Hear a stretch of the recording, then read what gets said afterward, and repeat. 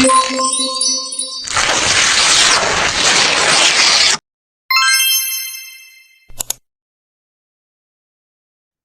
warahmatullahi wabarakatuh.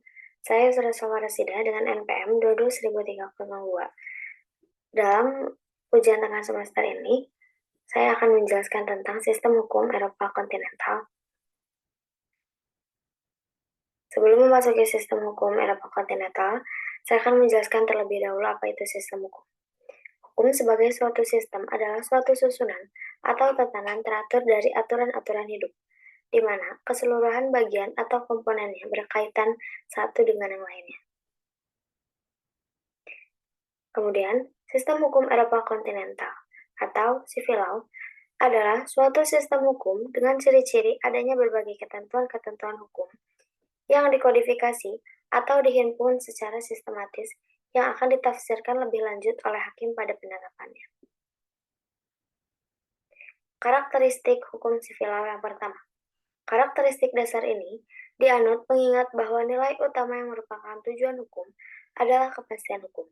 Kepastian hukum hanya dapat diwujudkan kalau tindakan-tindakan hukum manusia dalam pergaulan hidup diatur dengan peraturan-peraturan hukum tertulis. Dengan tujuan hukum itu dan berdasarkan sistem hukum yang dianut, hakim tidak dapat leluasa menciptakan hukum yang mempunyai kekuatan mengikat hukum. Hakim hanya berfungsi menetapkan dan menafsirkan peraturan-peraturan dalam batas-batas wewenangnya. Putusan seorang hakim dalam suatu perkara hanya mengikat para pihak yang berperan saja. Karakteristik kedua hukum civil law.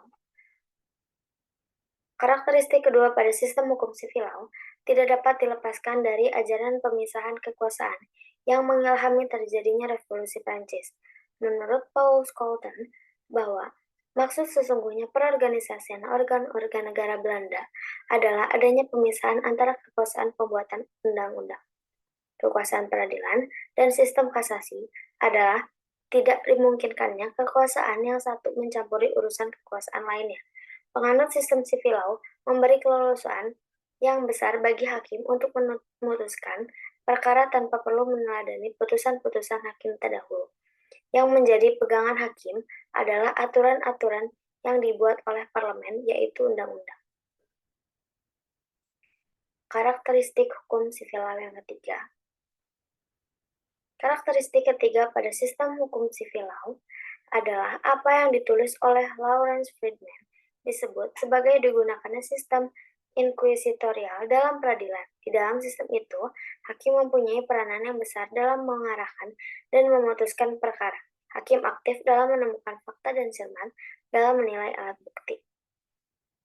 Kemudian masuk ke dalam pengaruh terhadap sistem hukum nasional.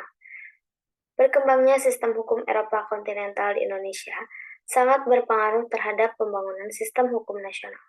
Hal ini terbukti ketika The Founding Fathers menetapkan hukum yang berlaku pada masa pemerintahan Belanda berdasarkan Pasal 2 Aturan Peralihan Undang-Undang Dasar 1945 diberlakukan di negara Republik Indonesia. Sekian dari saya, Yusuf Rasida. Terima kasih.